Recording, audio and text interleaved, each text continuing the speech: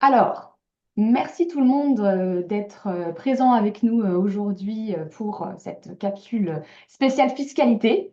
On est super ravis aujourd'hui d'accueillir Thomas Magré qui va pouvoir nous présenter tout ce que vous voulez savoir sur la fiscalité franco-canadienne. Donc, merci Thomas d'être avec nous. Merci à Je vais toi. te laisser te présenter rapidement et puis pour toutes les personnes qui sont en direct sur le live, n'hésitez pas à poser des questions directement dans la case commentaire. Je vais surveiller la boîte et puis je vais poser les questions au fur et à mesure. Thomas, c'est à toi. Super, merci Audrey. Bonjour à tous. Donc moi c'est Thomas Magré, je suis directeur associé du cabinet MSGL, un cabinet d'expertise comptable. On accompagne les entrepreneurs, les sociétés françaises à s'implanter en Amérique du Nord. Pourquoi Amérique du Nord? Parce qu'on a aussi un cabinet à New York, Miami, Mexico. Bon, moi je suis à Montréal, c'est moi qui gère le cabinet de Montréal. Donc aujourd'hui justement, merci Audrey. Le but d'aujourd'hui c'est de vous présenter l'essentiel de la fiscalité canadienne, surtout pour des expatriés français ou même belges, ou en tout cas expatriés tout court. Donc aujourd'hui, on va redescendre les points essentiels de la fiscalité canadienne, surtout quand on a du patrimoine ou des revenus étrangers. Donc je vais commencer par partager mon PowerPoint, déjà savoir si tout fonctionne bien. Et après, je vais pouvoir commencer à descendre. Faut pas hésiter évidemment à intervenir, à poser des questions. Audrey pourra me couper si besoin et je pourrai répondre aux questions si nécessaire. Audrey, est-ce que c'est bon? Ouais, On on voit voit mon PowerPoint? bien et puis je vois sur le live que ça fonctionne aussi. Super, merci. Donc aujourd'hui, on va parler, on va survoler tous les points essentiels, hein. Évidemment, il y a d'autres webinaires d'organiser avec Audrey justement pour aller plus en profondeur sur certains sujets, notamment l'exit tax, sur la régularisation des taxes, etc. Aujourd'hui, on va vraiment voir les points essentiels parce que on a la première déclaration, enfin, on a la déclaration canadienne à fournir pour le 30 avril de chaque année, qui fait qu'aujourd'hui, pour ceux pour qui c'est tout nouveau, pour ceux pour qui c'est vraiment l'inconnu. On va évoquer les points essentiels et à la fin, on va garder une petite zone de questions, un petit temps de questions pour ceux qui veulent peut-être approfondir certains points et avoir des éclaircissements sur des sujets. Donc évidemment, on va commencer par la notion de résidence fiscale qui est la base de la fiscalité, de savoir si on est éligible ou non à la fiscalité canadienne. On va survoler comment ça se passe ici, l'imposition sur le revenu au Canada, comment vos revenus étrangers sont imposés, comment on déclare et on impose le patrimoine étranger, que ce soit immobilier ou mobilier. On va évoquer deux formulaires qui sont essentiels au Canada. Vous n'êtes pas forcément éligible, mais qui sont essentiels, c'est la T1135 et la T1134. On va garder un peu de temps sur ce qui est donation et succession et je vais lâcher aussi un petit mot sur la notion d'exit tax qu'on approfondira lors d'un prochain webinaire justement avec Audrey. Donc la notion de résidence fiscale, déjà, c'est par là qu'on commence, c'est de savoir à partir de quand et comment je peux être considéré résident fiscal canadien. Donc on entend souvent la notion des 183 jours de résidence fiscale au Canada. Bon, il n'y a pas que Oui. ça. C'est-à-dire que on a quand même certaines personnes, on a des personnes qui arrivent en fin d'année, qui font moins de 183 jours sur le territoire, mais qui malgré tout sont considérés dès leur premier jour résident fiscal canadien. Donc en fait, il y a trois points à prendre en compte. Il y a le premier point, c'est le fait de vouloir s'y installer. Ça veut dire que ça va être notre lien de résidence important, c'est-à-dire que on y loue un logement, on achète un logement, on y rejoint son conjoint, on y habite avec ses enfants, on a nos enfants qui sont inscrits à l'école, en garderie, donc on a une volonté très claire de s'y installer. Deuxième point, c'est aussi le point économique, c'est-à-dire qu'on y a un emploi, une entreprise, on y ouvre des comptes bancaires, on y achète des biens, on achète des meubles, et on a un permis de travail. Ok, ça, c'est vraiment le deuxième lien de résidence secondaire. Donc, j'appelle ça vraiment le lien économique. Le premier, c'était plutôt le lien familial d'installation. Et le dernier point, bah, évidemment, c'est celui que j'ai dit au début, c'est le lien de présence physique. Donc, le fait qu'on ait plus de 183 jours au Canada. Donc, on ne doit pas forcément remplir les trois points. L'important, c'est de considérer ces trois points et évidemment de considérer la résidence fiscale si nécessaire. Donc, en fait, de manière générale, si on vient s'y installer et qu'on a la volonté de s'y installer avec sa famille et qu'on y travaille, déjà rien que là, on a une notion de résidence fiscale assez claire au Canada. Je Être résident rebondis fiscal, oui, sur ton Audrey, point, excuse-moi, de lien de résidence aucun problème. secondaire. C'était pas forcément clair pour moi au début, mais maintenant que tu le dis, c'est hyper clair. Mais je veux donc rebondir sur le fait que par résidence secondaire, on n'entend pas donc la résidence immobilière secondaire de vacances. Exact, Et donc, c'est important de faire la différence entre les deux. Donc, tout c'est à pas fait. parce que vous avez votre pied-à-terre ici qu'on rentre dans cette catégorie-là. Non, tout à fait, c'est clair. Après, c'est clair que si on devient résident fiscal canadien, ça n'empêche pas l'obligation de déclaration dans son pays d'origine. Je pense notamment à la France. Surtout dans une année de transition, on est résident fiscal, par exemple, français au bout d'un certain temps, je sais, jusqu'à ce qu'on parte, et on devient résident fiscal canadien quand on arrive. Donc, on a quand même une obligation de deux déclarations fiscales. Et même après, quand on est une année entière résident fiscal canadien, ça n'empêche pas la déclaration française si on a encore des revenus ou du patrimoine dans notre pays d'origine, donc notamment à la France. Ici, pour l'imposition de revenus au Canada, déjà une différence notable par rapport à la France, c'est que, il n'y a pas de notion de foyer fiscal. On va faire une déclaration de revenus par individu, donc par personne. Je pense à un couple marié. On va devoir faire une déclaration par personne. Chacun, on va y imposer leurs revenus et chaque personne, chaque individu va avoir son propre taux marginal. Alors, ça n'empêche pas que s'il y a des revenus en commun, on va les déclarer à 50-50 par personne, mais on fait une déclaration par personne. On n'a pas aussi de notion de part fiscale, c'est-à-dire que avoir 0 ou 5 enfants ne rajoute pas de part fiscale. Donc, ici, les enfants ne font pas gagner d'argent, loin de là. Alors, on a tout à fait la possibilité de venir déduire des frais liés aux enfants. Je pense notamment aux frais de scolarité, frais de garderie. Alors, il y a quelques nuances à creuser. Euh, mais en tout cas, par ces organismes-là, ces institutions, on obtient des relevés fiscaux en fin d'année qui nous permettent de venir déduire ce frais-là sur votre déclaration d'impôt.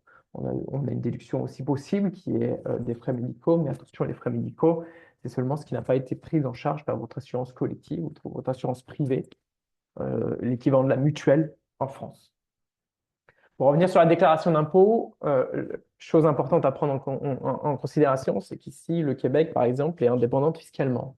Donc, on a un impôt à payer au fédéral, donc au Canada, et un impôt à verser à la province, et notamment pour ceux qui habitent au Québec, du coup, à la province du Québec. Ce n'est pas forcément divisé à 50-50, mais votre impôt est à diviser en deux parties, une partie au fédéral et une partie au provincial. Euh, on a une imposition évidemment sur vos revenus canadiens, mais on a aussi une imposition sur vos revenus mondiaux. C'est pour ça que je vais y venir juste après, c'est le sujet justement le plus important pour les expatriés. C'est que on est évidemment imposé sur nos revenus canadiens. Donc si on a des salaires, on est imposé à la source, on est prélevé à la source, hein, directement sur nos talons de paye. La déclaration est-elle à fournir pour le 30 avril de chaque année suivante? Donc cette année, on va devoir faire une déclaration le 30 avril 2025 pour les revenus de 2024. Et on va devoir y déclarer les revenus canadiens, mais aussi les revenus perçus à l'étranger. On va devoir aussi déclarer notre patrimoine étranger. Justement, j'y viens maintenant. Les revenus de source étrangère, on doit non seulement, comme je l'ai déjà dit, je me répète, imposer nos revenus canadiens, mais on doit aussi déclarer tous les revenus perçus à l'étranger. Je pense notamment à la France. C'est pas, vous avez du revenu foncier, on a des dividendes, des intérêts de comptes de placement étrangers. Tout ça, on doit venir le déclarer au Canada.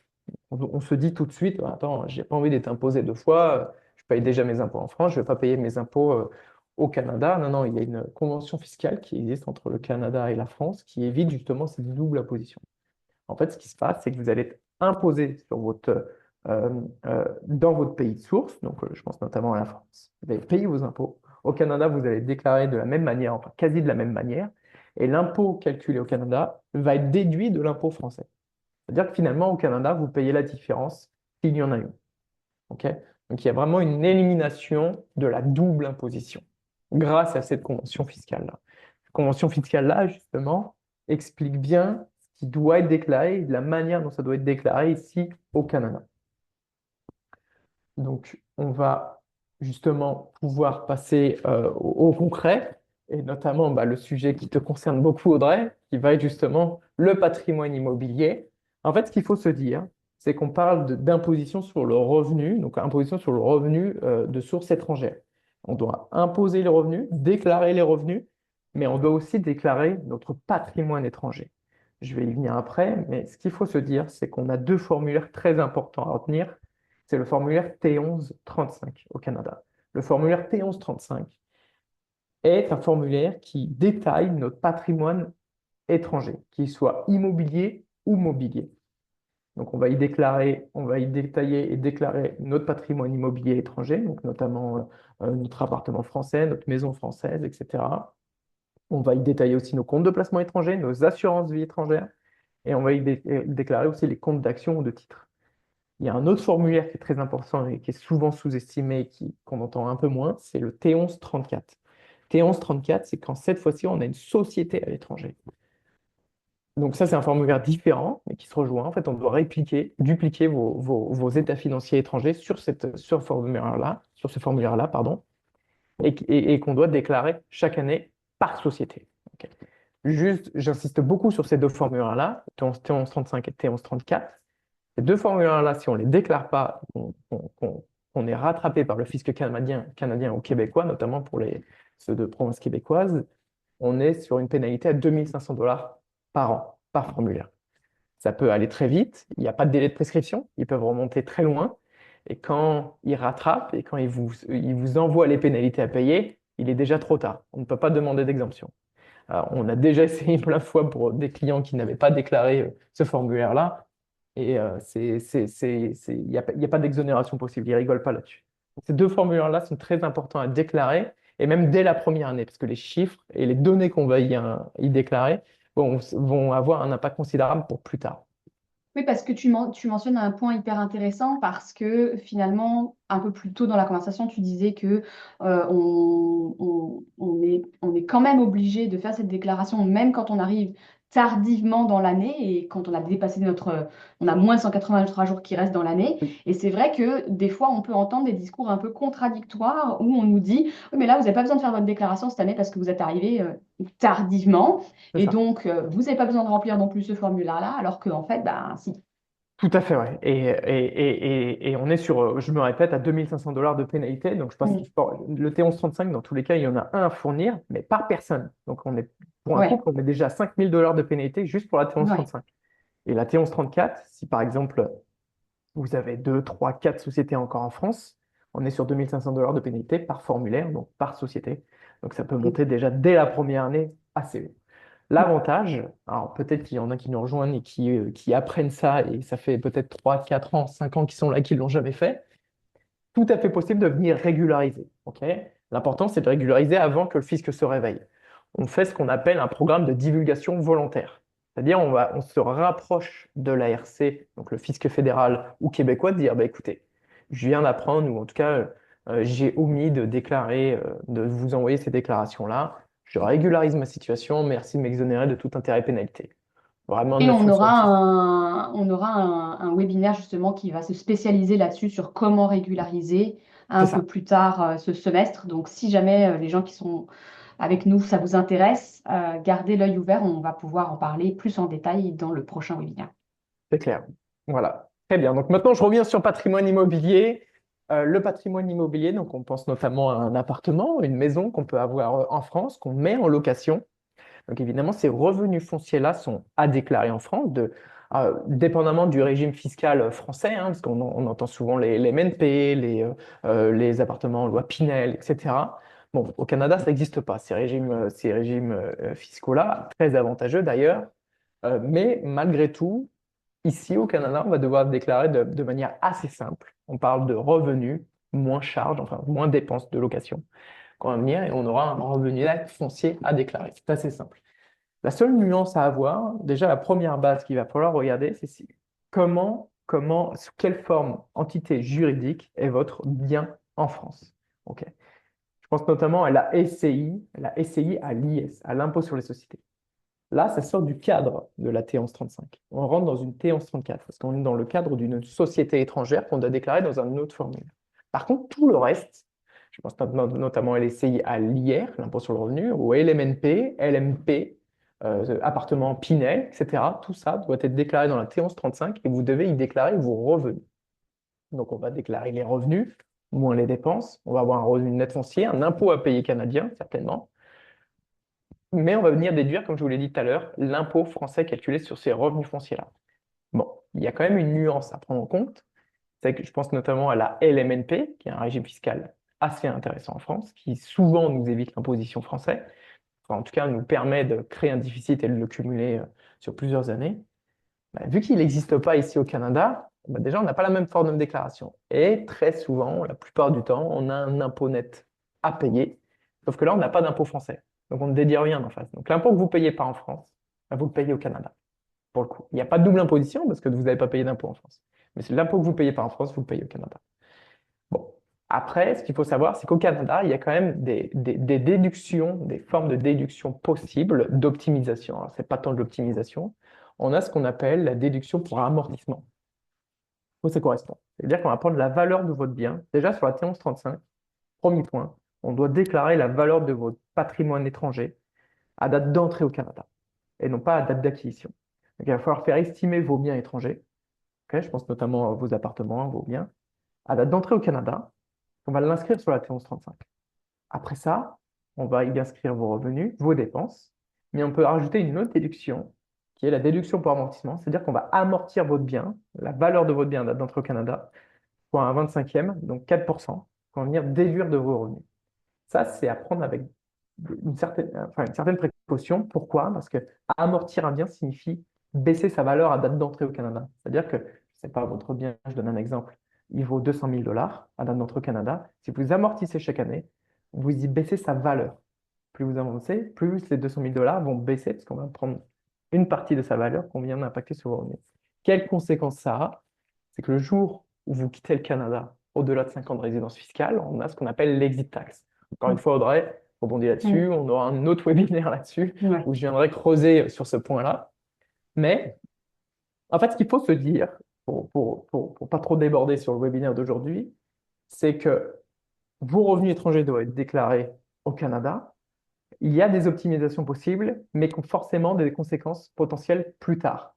Et dès votre première déclaration, il va falloir anticiper le futur. Alors, évidemment, on ne sait pas si on va quitter le Canada. Même moi, je ne sais pas si un jour je vais quitter le Canada dans 5 ans, 10 ans ou même 3 ans. Mais anticiper de la meilleure des manières dès votre première déclaration vous permet d'optimiser sur le futur et d'éviter toute mauvaise surprise. C'est là où c'est important, même dès la première déclaration. Même j'ai envie de te dire, finalement, même avant de poser un pied sur le sol canadien, parce que comme tu le mentionnais, tous les gens qui ont un Pinel ou un LMNP, peut-être qu'ils vont avoir envie de s'en débarrasser avant de venir au Exactement. Canada, Tout à pour fait. toutes les raisons que tu as évoquées là. Mhm. Donc finalement, oui, je suis d'accord avec toi qu'on ne peut pas prévoir tout dans l'avenir, mais au moins savoir à quoi on s'expose. Exact. C'est pour ça que finalement, vous existez. Exact. Non, non, c'est clair. Et vraiment, la première déclaration est limite une des plus importantes parce que c'est Oui. là où on fige le prix d'entrée, la valeur de votre patrimoine immobilier. Donc, un conseil déjà que je peux vous donner pour ceux qui sont arrivés ou qui vont arriver, c'est de faire estimer vos biens immobiliers, évidemment à date d'entrée au Canada, par un agent immobilier, la valeur la plus haute possible. Parce que le jour où vous quitterez le Canada et que vous serez soumis à l'exit tax, eh ben, on pourra faire l'effet inverse. On en parlera lors du prochain webinaire. En tout cas, sur les revenus, on va devoir déclarer les revenus immobiliers ici au Canada sous déduction de l'impôt français. Et il y a des moyens d'optimiser, il y a des choses à aller regarder. Ça, on pourrait voir au cas par cas si jamais vous voulez qu'on en parle. Évidemment, je pourrais en parler avec vous avec plaisir. J'ai mis un petit disclaimer. C'est vrai qu'on entend beaucoup, et en ce moment, ça marche beaucoup, location meublée en France. Bon, ici au Canada, il n'y a pas de différence entre location nue ou location meublée, hein. C'est traité de la même manière. Voilà, donc après, alors, je pense que j'ai fait pas mal le tour sur le patrimoine immobilier. Si jamais Audrey, tu as, t'as d'autres points qu'on peut. Non, je pense que c'est assez clair. Et puis, je sais que tu parles de la nue propriété un peu plus loin, il me semble, hein. Oui, effectivement, oui, Ouais. effectivement. Bah, je peux même en parler maintenant. Non, non, tu Comme as tu raison, je peux veux. même en Ouais, parler ouais. maintenant. Ok. On a souvent des questions. Il y a le programme du propriété, de l'usufruit en France, hein, qu'on connaît. Ici, ça n'existe pas. Enfin, C'est pas reconnu. En fait, à partir du moment où vous avez la nue propriété en France, bah, malgré tout, vous devez déclarer cette nue propriété au Canada. Finalement, j'ai juste ça à dire. C'est le plus important. Euh, Pourquoi? Parce que, alors évidemment, les revenus sont affiliés à l'usufruitier, ok? Mais la nue propriété, que la valeur du patrimoine et de ce patrimoine-là, mince Audrey, c'est figé, c'est moi ou Non, oups, moi, c'est moi, je non, suis non, bon. c'est bon. Ah non, Pour c'est moi, bon. c'est tout bon. Non, Ouais. non, c'est que c'était figé. La nue propriété doit être déclarée sur cette T1135-là, et en fait, on doit appliquer justement cette valeur-là immobilière sur cette Mm. T1135-là, même si vous avez que la nue propriété. Mm. Ok, faut pas attendre la pleine propriété pour venir le déclarer. Très important. Finalement, c'est ça le plus important à retenir. Ouais. Dès la nue Ok. propriété, il faut venir déclarer sur la T1135. Donc, tout ce que tu disais tout à l'heure sur faire estimer sa propriété, date d'entrée, tout ça, ça s'applique Exactement. aussi pour la nue propriété dans le fond. Tout à fait. Tout à fait. Patrimoine mobilier, je vais passer assez rapidement sur tout ce qu'on peut avoir comme patrimoine mobilier à venir déclarer. Donc, j'ai parlé du patrimoine immobilier, c'est le premier point. Deuxième point, on a les comptes de placement étrangers. Tout compte de placement étranger doit être déclaré au Canada. Je pense notamment au livret A, compte courant, LDD, PEL, etc. Tous ces comptes-là doivent être déclarés au Canada et les intérêts générés par ces comptes de placement-là sont fiscalisés au Canada. Bon, le livret A, on s'entend, ça vole pas très haut. Mais malgré tout, on doit quand même être imposé sur ces revenus-là, notamment les intérêts générés par PEL. Et on doit déclarer les comptes et les intérêts liés. Vous êtes imposé dessus. On a évidemment des plans d'épargne entreprise. Donc là, c'est très souvent cas par cas. Plan d'épargne entreprise, pour être honnête avec vous, c'est une très grande zone grise du point de vue canadien et même québécois sur sa déclaration. Donc il faut vraiment faire au cas par cas parce qu'il y a des plans d'épargne entreprise qui sont plus considérés comme plans d'épargne entreprise retraite.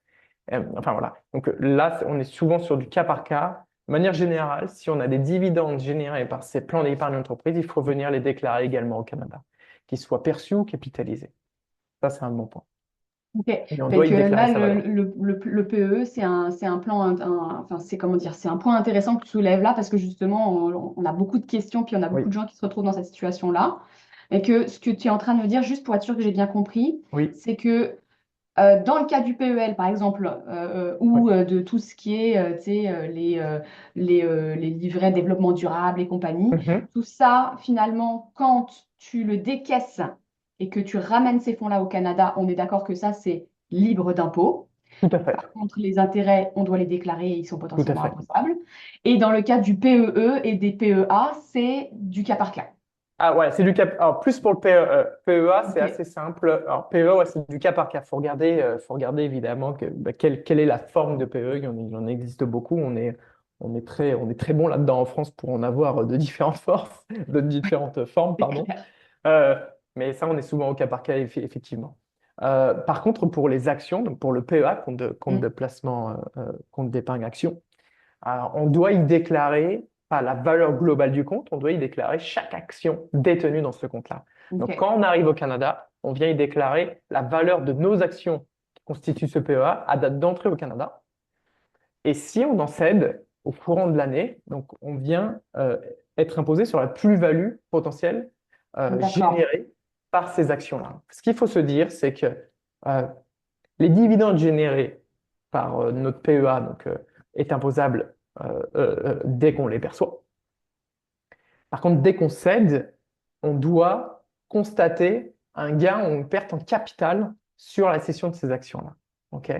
Donc finalement, sur quelle base il faut partir, c'est que se dire que votre PEA, on va devoir y détailler les actions complètes détenues dans le PEA, déclarer les dividendes générés par ce PEA et déclarer surtout quand vous cédez des actions. On doit détailler s'il y a un gain ou perte en capital et s'il y a un gain, s'imposer sur le gain.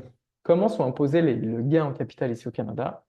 Alors, c'est bon, il y a une nouvelle règle qui est rentrée, mais jusqu'à 250 000 dollars de gain, on vient prendre 50% de ce gain qu'on intègre dans vos revenus. Finalement, vous êtes imposé sur 50% du gain en capital qu'on intègre dans vos revenus.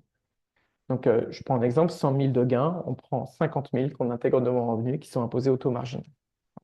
Ça marche pour les actions, ça marche aussi surtout pour les biens immobiliers aussi. Oui, alors justement, j'allais te demander, est-ce que ça se cumule? C'est-à-dire, est-ce que je vais d'abord calculer le gain en capital pour les actions d'un côté, chaque action à l'intérieur de mon portefeuille Tout à d'actions, fait. puis ensuite l'immobilier sur un bien immobilier, ou est-ce que je prends l'entièreté du gain en capital généré par toutes mes propriétés et comment dire, mobilières ou immobilières, et ensuite le calcul du gain en capital va s'appliquer sur le total. Total, ouais, effectivement. En fait, Ok. pour vous expliquer comment ça se passe, c'est que tout est déclaré sur un seul et même formulaire et le total à la fin vient évidemment s'imputer sur vos revenus à hauteur de 50% jusqu'à 250 et au-delà 66,67. Ok, super. OK? OK pour les actions. Donc évidemment, on va devoir y constater chaque entrée, mais aussi chaque sortie, hein, vraiment chaque année, surtout pour les PEA, les gros PEA. C'est important de se dire qu'on ne déclare pas le total, on déclare chaque action détenue dans le PEA. Donc, la valeur des actions à date d'entrée au Canada s'ils étaient détenus avant d'arriver. Et si vous en avez, vous faites l'acquisition d'actions pendant que vous êtes au Canada, on vient y déclarer à la valeur d'entrée. Euh, Autre bien mobilier, donc on a les stock options. Bon, ça c'est évidemment au cas par cas aussi. Donc on a la considération, comment dire, euh, en tant que revenu. Si par exemple vous avez des stock options euh, euh, euh, par votre... en fait, pardon, je vais faire très simple. Stock option, il y a plusieurs choses à prendre en compte.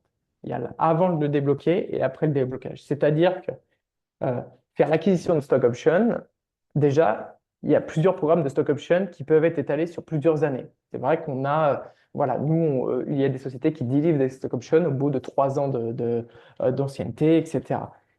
Déjà, on va regarder cette périodicité-là si vous étiez au Canada. Donc, l'acquisition de stock options rentre en tant que revenu, ok, en considérant la temporalité de votre présence au Canada.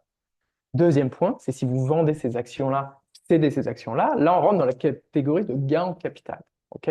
Acquisition considérée comme revenu, déblocage, donc cession, considérée comme gain en capital. Ça, c'est à prendre en compte. Évidemment, il faut regarder la temporalité d'acquisition, c'est-à-dire parce qu'il y a des programmes de stock option qui sont différents. Il faut regarder encore une fois au cas par cas. Attention, ça peut avoir comment dire, une conséquence assez haute, surtout que c'est aussi éligible à l'exit tax. Je vais faire un petit mot là-dessus pour le résumer, mais on fera un webinaire encore une fois plus tard là-dessus. L'assurance vie aussi française, pardon. L'assurance vie française n'est pas considérée comme assurance vie au Canada. C'est considéré comme compte de placement étranger. Donc, on va devoir y déclarer son assurance vie et on va devoir y déclarer la prise de valeur annuelle de notre assurance vie. Je prends un exemple concret. Début d'année, votre assurance vie vaut 10 000. Fin d'année, il en vaut 15. Vous n'avez pas fait de versement dessus, donc c'est une prise de valeur de 5 000. C'est imposé en tant que revenu au Canada. Pas soumis à l'exit tax, donc à l'impôt de départ. Pourquoi? Parce qu'on est imposé chaque année sur sa prise de valeur. Okay. C'est quelque chose qui est noté sur la convention fiscale Canada-France et qui est souvent sous-estimé. Donc là, je parle d'une petite assurance vie à 10 000 euros. Sur une assurance vie à 200 000, 300 000, ça peut aller très vite. Surtout dépendamment de comment est valorisée votre assurance vie, quoi. Donc ça, en fait, tout ce que j'énumère là, c'est à venir rajouter et déclarer sur votre T1135. Encore une fois, formulaire très important. Donc après, bon, ça j'en ai déjà parlé, mais je vais le redire. On a ces deux obligations fiscales-là très importantes, la T1135 et la T1134. T1135, c'est vrai que je ne l'ai pas dit, mais je devrais le dire. T1135 est obligatoire quand on dépasse chacun, donc c'est par personne, 100 000 dollars de valeur totale patrimoniale. Donc si votre patrimoine est inférieur à 100 000 dollars, vous n'êtes pas obligé de déclarer la T1135. Mais attention, ça n'empêche pas de venir déclarer les revenus générés par ce patrimoine-là. Ça n'enlève pas l'obligation de déclaration des revenus. Par contre, la T1135, si vous êtes inférieur à 100 000, vous n'êtes pas obligé de la déclarer. Alors, attention, ça c'est chaque année, hein. Si une année vous êtes Ok. inférieur à 100 000, mais que l'année d'après vous êtes supérieur, très important de regarder. Alors, je pense que là, j'ai eu une question qui a émergé, qui était en lien par rapport à ça et qui était peut-être en avance par rapport à ta slide. Donc, c'est Erwan qui posait la question justement de la limite du 100 000 pour le patrimoine Oui, immobilier. tout Et à il fait. demandait, par exemple, si on est trois enfants héritiers et qu'on est propriétaire chacun à un tiers, est-ce qu'on peut considérer que la valeur du bien pourrait être inférieure à 100 000? Alors, effectivement, on va prendre votre tiers, Erwan. C'est clair qu'on ne Ok, va pas y déclarer la valeur totale, on vient y déclarer votre valeur patrimoniale à vous. Justement, c'est pour ça que les déclarations sont individuelles, que les T1135 sont individuelles. On n'y indique pas la valeur totale du bien, on y indique votre part de la valeur. Donc, si c'est de la valeur. Alors, par contre, on parle de la valeur immobilière, donc du bien là, que vous avez hérité. Mais attention, c'est cumulatif, hein. On a vos comptes de placement étrangers à venir ajouter, vos assurances vie, vos actions. C'est vraiment le total de votre patrimoine à vous. Donc, pour d'accord. revenir sur le bien immobilier, si vous avez un tiers, on vous déclare le tiers de la valeur de votre bien. Je ne sais pas si Ok. tu me l'as dit, Audrey, c'était 100 Oui, c'est 000 sa ça. valeur? Ouais, Bah, en fait, il se pose la question de, effectivement, si on a un bien total et qu'on est trois propriétaires, est-ce qu'on c'est peut bien, ça, effectivement, prendre juste le tout à tiers qui fait, bien pourrait donc sûr, se retrouver en dessous du 100 000? Ok, tout à fait. Ouais. parfait. Voilà, donc en fait, c'est vraiment la valeur totale. Encore une fois, je le rappelle en bas, je le mets dans les disclaimers partout, mais c'est 2500 $ de pénalité, attention si on ne le déclare pas, et c'est par personne. Donc pour un couple, c'est fois 2. La T1134, même chose. Donc, comme je l'ai dit tout à l'heure, on vient y déclarer nos parts de société détenues à l'étranger à plus de 10%, mais attention, avec les personnes liées. Donc, c'est-à-dire que T1134, on y déclare vos sociétés étrangères détenues à plus de 10% dans ces sociétés-là. Mais c'est avec les personnes liées. Donc, personnes liées, c'est quoi? C'est enfants, parents, frères, sœurs. Donc, ça veut dire que, admettons, vous vous dites, ah non, c'est bon, j'ai 5% dans une société de famille. Oui, 5%. Mais si le reste, c'est vos parents ou vos frères et sœurs qui ont le reste de pourcentage, on considère que vous avez, du coup, plus de 10% de cette société. Donc, elle doit être déclarée au Canada. Donc, ça, c'est en fait le cas le plus fréquent qu'on a. Bon, si vous avez une société, vous le savez, hein, souvent à l'étranger en direct, même plus de 10%. Et souvent, c'est des petites parts que vous avez dans un groupe familial, dans une société de famille. Vous dites maintenant, j'ai seulement 2, 3, 4%. Oui, mais si le reste sont des personnes liées, vous êtes dans l'obligation de déclarer la T1134.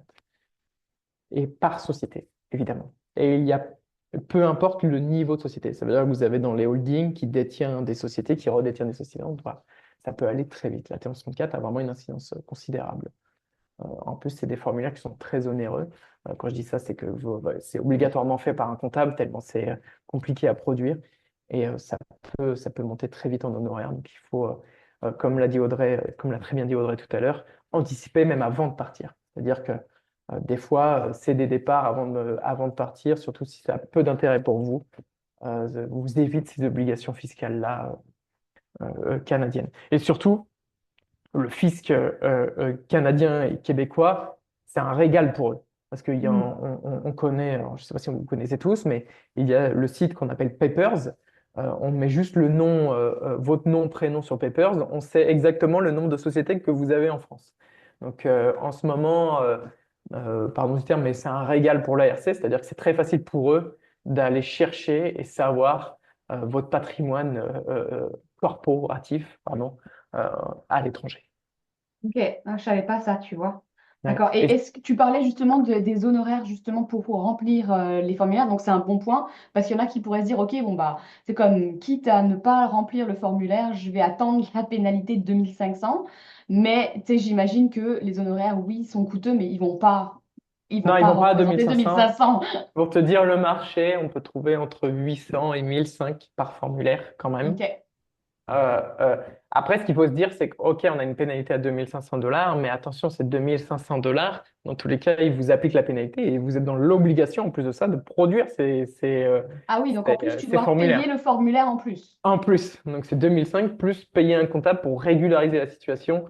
Hmm. Bref, si vous régularisez pas, ils augmentent la pénalité. Donc là, on passe vraiment dans la catégorie d'au-dessus. C'est plus 2500, mais je crois que c'est 10 000.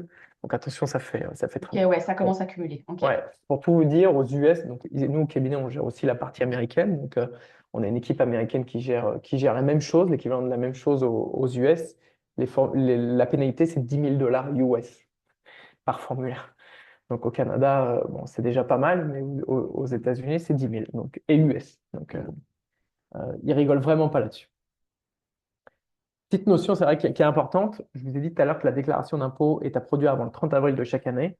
La T1134, elle est autorisée jusqu'au 31 octobre. Évidemment, les états financiers à l'étranger sont rarement fournis avant le 30 avril. Donc, on peut pousser jusqu'au 31 octobre pour sa déclaration. La T1134, notion assez importante et à considérer, c'est qu'elle n'est pas obligatoirement à déclarer la première année pour la T1134. Donc la T1135, ils disent oui, mais c'est fort conseillé de le faire. Mais T1134, on peut ne pas la faire la première année, les faire si on a plusieurs sociétés. Donc c'est quand même important à considérer.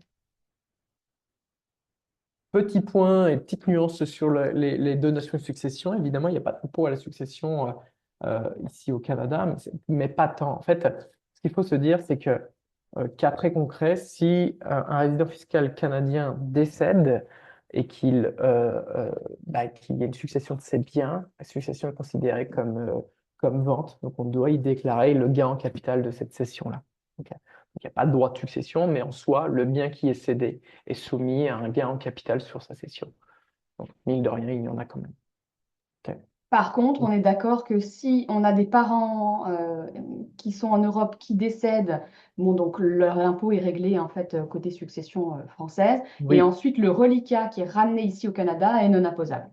non imposable, mais par contre, on rentre dans le cadre de la T1135. Ouais, Voilà, vous venez augmenter votre patrimoine, donc à venir rajouter sur ce formulaire-là, très important. ouais. Mm. Ok. Ok. Donc, par contre, tout ce qui est donation financière, donc de liquidité par besoin. Donc, dernier point, donc évidemment qu'on développera lors d'un prochain webinaire, l'impôt de départ canadien, donc l'exit tax. Je vais faire un résumé très clair.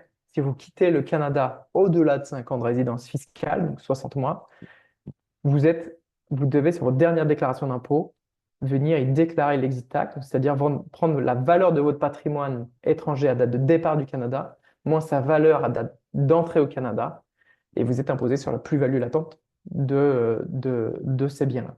C'est-à-dire que, je ne sais pas, je donne un exemple concret. J'arrive au Canada, mon bien vaut 200 000. Je pars au bout de 8 ans, il en vaut 400 000. Eh ben, je suis imposé sur 200 000 dollars de plus-value.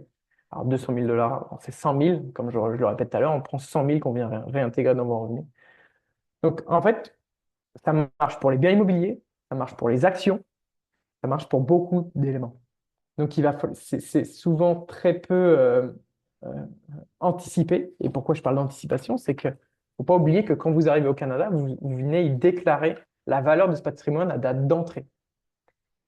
Et venir le déclarer euh, si vous le déclarez mal, pardon, si vous mettez des valeurs trop basses ou mal déclarées, eh ben, ça peut avoir un impact considérable sur l'exit tax futur. C'est pour ça que je vous ai dit de faire, comment dire, d'imposer ce bien-là, de déclarer ce bien de la valeur la plus haute possible à date d'entrée, parce que vous ferez l'effet inverse à date de départ. Évidemment, on en parlera, il y a souvent du cas par cas sur l'exit tax, mais la manière générale, c'est de dire au-delà de 5 ans de résidence fiscale, on a une exit tax impliquée sur notre dernière déclaration avant le départ du Canada. Donc souvent, la barre des 5 ans, ça peut être, ça peut même être des fois nous permettre d'anticiper notre départ canadien. Voilà. Et c'est vrai Ouais, qu'après, exact. Et comme tu l'as dit, ouais. effectivement, on va rentrer plus en détail là-dessus dans le webinaire qui va avoir lieu sur l'exit tax et qui pour l'instant est prévu pour le jeudi 13 mars à la même heure qu'aujourd'hui. Donc, si jamais ça vous intéresse, notez la date dans votre agenda. On va publier l'invitation prochainement. Super. Donc voilà, je pense qu'on a fait pas mal le tour des éléments essentiels, surtout sur la déclaration canadienne. Donc là, sur le dernier slide, j'ai mis mon QR code Calendly, j'ai mis celui aussi de mon associée, Amandine Barrault. C'est elle qui gère vraiment la partie fiscalité personnelle ici au Canada. C'est très certainement elle qui fera le prochain webinaire le 13 mars sur les taxes. Faut pas hésiter, évidemment, là, il y a mon adresse mail aussi, celle de mon associé, à prendre rendez-vous avec nous si vous voulez qu'on regarde votre situation, qu'on éclaircisse certains sujets et qu'on puisse Ouais. ou pas vous accompagner sur la déclaration. Alors, avant de passer à la partie questions, parce qu'on a reçu pas mal de questions pendant que tu parlais, que j'ai gardé pour la OK, fin. Mais avant qu'on passe là-dessus, effectivement, je vais inviter à tous ceux qui sont intéressés à scanner le code QR si jamais vous voulez prendre contact avec Thomas ou Amandine. Puis Thomas, tu me disais, finalement, vos services d'accompagnement, ils sont là où c'est finalement votre cœur de métier, votre spécialité, c'est vraiment les personnes qui détiennent des actifs, peu importe quels actifs, en fait, finalement, des tout à deux fait. côtés de l'Atlantique. Tout à fait. En fait, tout à fait. En fait, on est vraiment un cabinet. Bon, vous l'entendez, je suis français. On est constitué que de collaborateurs français de formation française et de formation canadienne. Donc, en fait, on a vraiment une spécialité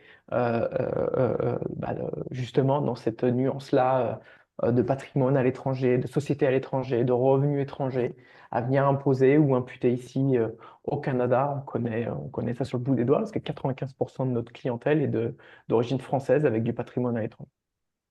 Super, parfait. Alors, donc, les questions. Donc, la première question qui m'a été posée, donc c'est Cindy qui parle du programme de régularisation dont tu parlais tout à l'heure. Donc, quand on a oublié ou qu'on ne savait pas qu'il y avait des formulaires à remplir, on contacte l'ARC et on leur dit, bon, désolé, mais à culpa, voilà, je régalise ma situation. Et elle dit qu'elle a fait ça et que les deux fois, ils ont quand même appliqué la pénalité de 2500 $. Est-ce que Waouh! tu peux nous en dire plus? Effectivement, donc si je résume bien, elle avait omis de déclarer ce formulaire-là. Elle a fait ce qu'on appelle une régularisation. Alors, il y a deux programmes Ouais. de régularisation. Il y a la déclaration amendée. Donc, ça veut dire qu'on régularise la déclaration de l'année dernière. Souvent, là, c'est clair que ça nous enlève pas la pénalité, c'est sûr. D'accord. La deuxième point de régularisation, c'est ce qu'on appelle le programme de divulgation volontaire, alors qu'on peut faire qu'une seule fois dans notre vie ici au Canada. Ok. Donc, il faut regarder plus en détail le programme utilisé. Si c'est une déclaration amendée, c'est-à-dire qu'on vient modifier notre déclaration antérieure, donc de N-1, eh ben, ça ne nous exempte pas de la pénalité, ça c'est clair. Par contre, si on utilise ce programme-là de divulgation volontaire, 9 fois sur 10, Ok. ça nous exempte. Alors, il faut qu'elle soit bien faite aussi. Je ne mets pas en doute, enfin, je veux pas Ben, non, mais commencer à c'est mettre. ça. J'allais dire, je vais prêcher pour ta paroisse, Oui, mais j'ai vu tellement de cas de personnes qui ont été mal accompagnées et qui en font les frais que justement, je vais le dire à ta place. C'est hyper important d'être entouré des bonnes personnes qui savent ce qu'elles font. Et justement, pour éviter potentiellement ce genre de situation, on ne sait pas ce qui s'est passé, tu as raison. Mais malgré tout, moi, j'ai vu pour des clients des cas d'expérience où bah, en fait, la personne qui les avait accompagnés dans leur déclaration avait juste mal fait son travail. tout à fait, ouais, tout à fait. Il est important il y a une démarche très précise à tenir quand on utilise le programme de divulgation volontaire, surtout que c'est important parce que vous pouvez l'utiliser qu'une fois. Et s'il est mal fait, c'est bête c'est bête de se louper Mm. là-dessus, quoi. Ouais, Donc, je sais pas, j'ai oublié, pardon, le prénom de la personne qui a posé la question. Si elle veut qu'on c'est regarde un peu plus Cindy. en détail sa situation, ça serait avec plaisir. Ok, parfait, super, merci. Alors, Lauriane ensuite pose une question pour les assurances vie. Oui. Donc, si on a une assurance vie en France qui a été débloquée et utilisée comme un apport pour notre résidence principale au Canada, qu'est-ce qu'on doit faire comme déclaration et comment est-ce qu'on le rapporte finalement? Ok, non, aucun problème. En fait, bah, vous avez certainement l'imposition en France, hein. Par contre, d'appliquer dessus, il faudrait regarder le programme de déblocage. Mais ici au Canada, vu que vous êtes imposé annuellement sur sa prise de valeur, il n'y a pas d'impôt sur le déblocage. Ok. Seulement sur sa prise de valeur. Donc, s'il y a eu une petite prise de valeur avant le déblocage et pendant que vous étiez au Canada, vous êtes imposé dessus, mais son déblocage n'est pas imposé au Canada. Pas de problème. Et surtout, le Parfait, rapatriement des fonds, aucun problème. Seulement, il y a pas d'imposition. merci. Alors, question suivante. Avec les taux de change, il peut y avoir des années avec de la T1135 et d'autres années non, si on dépasse ou non le 100 000 $. Est-ce Oui. que tu peux commenter là-dessus? Alors, c'est une très bonne question, ça, Mm. effectivement. En fait, le taux de change, pardon, joue un rôle quand même essentiel sur, Mais euh, oui. sur la déclaration de vos revenus. Il y a des années où c'est prolifique et d'autres non. Évidemment, le taux de change rentre en considération. On va utiliser un taux de change moyen annuel chaque année. Et si avec le taux de change, vous dépassez ce patrimoine-là, enfin, la valeur des 100 000 $, vous devez déclarer la T1135. Attention, un autre point à prendre en compte aussi, c'est la notion de cession d'actions. J'ai déjà eu le cas où un client a vendu quasiment toutes ses actions en France. En France, il était en perte, ok? Sauf qu'au Canada, il était en gain. Pourquoi? Parce qu'en fait, à date d'arrivée au Canada, le taux de change était très bas. Mm. Et quand il a cédé, le taux de change était très haut, donc défavorable pour lui. Et avec le taux de change, il est arrivé à un gain positif. Donc en fait, le taux de change est souvent, c'est une très bonne question et souvent parfois, je dis pas pris au sérieux, mais souvent euh, peu considéré alors qu'il peut avoir un impact considérable, et notamment sur la notion de T1135 qui chaque année est à calculer. Vraiment, si j'ai un conseil à donner, c'est vraiment prêter attention chaque année à T1135 et à la valeur des 100 000, surtout si vous êtes Mhm. juste dans la Ouais. jauge. Et ben, si on prend l'exemple de ton client, par exemple, est-ce qu'il a réussi à se sortir de ça en expliquant qu'en valeur Non, d'euros, non, non, finalement, il était non, en non, perte? non. Non, il a Au quand même Canada, ils dû. réfléchissent pas là-dessus, ouais. Mm. Ok, d'accord. Bon, ok. D'accord, dommage pour lui. Euh, Dernière question. Si on quitte le Canada pour une période déterminée de, par exemple, 2 ans, on va changer de résidence fiscale, mais pas de façon définitive. C'est quoi tes conseils pour quelqu'un qui serait dans cette situation-là? Alors, ah oui, attention, la notion d'exit tax, on parle alors la question est dirigée vers l'exit tax, certainement, savoir si ça l'a Je ne fait. sais pas si c'était par rapport à l'exit tax ou si c'était une question générale, mais Hmm, la personne va partir, mais seulement pour 2 ans, puis revenir ok. ensuite après. En fait, là, on rebondit sur la notion de résidence fiscale, c'est-à-dire que si vous êtes plus au Canada, on vient déplacer votre résidence fiscale. Donc, on peut pas être résident fiscal de deux pays hein, en même temps. Donc, vous allez être résident fiscal canadien, vous quittez le Canada pendant 2 ans, donc vous devenez résident fiscal du nouveau pays, alors certainement la France ou un autre pays. Par contre, il ne faut pas oublier vos sources de revenus. C'est-à-dire que si vous avez encore des sources de revenus canadiens, ben, il va falloir les déclarer au Canada. Donc là, on passe sur une déclaration de non-résident. Mais malgré tout, vous serez imposé au Canada. Même chose que si vous étiez même chose dans les fermières, si vous êtes au Canada, vous avez encore des revenus Mm. français, vous les déclarez encore en France. Ce sera la même chose côté Canada. Donc finalement, même si nous, on sait qu'on va partir pour 2 ans et qu'on va revenir, pour les différents gouvernements, ça fait pas de différence parce que eux, ils ne savent pas ce qui va se passer, donc ils nous considèrent à la date à laquelle on produit notre déclaration finalement. Ouais, tout à Que fait. là, on Et n'est en plus fait, là. c'est ça, on est là, on n'est plus là, on n'est plus là, on n'est plus résident fiscal. Mais par contre, on déplace notre résidence fiscale dans le pays où on y habite. Là où il ne faut pas oublier, c'est évidemment de produire sa dernière déclaration, surtout quand on devient, quand on est, je suis plus résident fiscal canadien, par exemple cette année. Bon, bah, je produis ma dernière déclaration, mais je dis ma dernière déclaration si j'ai plus de revenus au Canada après. Mais si j'en ai encore, bah, je continue à faire une déclaration et à déclarer au pays source. En fait, c'est important. Bon. C'est juste un changement de résidence fiscale, mais il faut toujours considérer les revenus à déclarer dans le même Hmm. pays. Et donc, je pourrais en effet être amenée à être assujettie à l'exit tax, même Alors, si je reviens finalement 2 ans plus tard. alors oui et non. Ça veut dire que si vous étiez au Canada depuis plus de 5 ans et que vous quittez le Hmm. Canada 2 ans et que vous revenez après, non, non, l'exit tax s'applique quand même. Au Canada, ils s'en C'est fichent. ça, on devra Vous l'appliquer quand partez, même. tout Ouais, à fait. ok. Et il Et n'y quand aura vous pas de revenez, remboursement a posteriori, quoi. non, non, non. D'accord, ok. Euh, alors, donc, c'est Cindy qui pose la question qui vient après. Je ne dois pas disposer de mes biens. J'imagine disposer de tes biens meubles ou biens immeubles. Ça dépend de combien de. Je pense disposer, c'est peut-être déclarer justement la disposition, donc l'exit tax. Ça dépend de combien de temps elle est restée au Canada. Ça, on pourra regarder évidemment. Ok, fait que Cindy, je t'invite à contacter Thomas ou Parfait. Amandine pour poser la question plus spécifiquement. Écoute, je pense qu'on a fait le tour des Super. questions. On nous avait posé la question de si c'était un replay, parce qu'il y a plusieurs personnes qui sont arrivées en cours de route. Oui, vous aurez accès au replay, que ce soit sur Facebook ou sur la chaîne YouTube. Et que n'hésitez pas à faire passer le message et à partager le lien vers la vidéo. Merci encore Thomas, c'était Merci super Audrey. utile. On a bien hâte de faire les prochains webinaires ensemble. Exact. Merci beaucoup Audrey. Merci, bon À très après-midi. bientôt. Au Au revoir. revoir.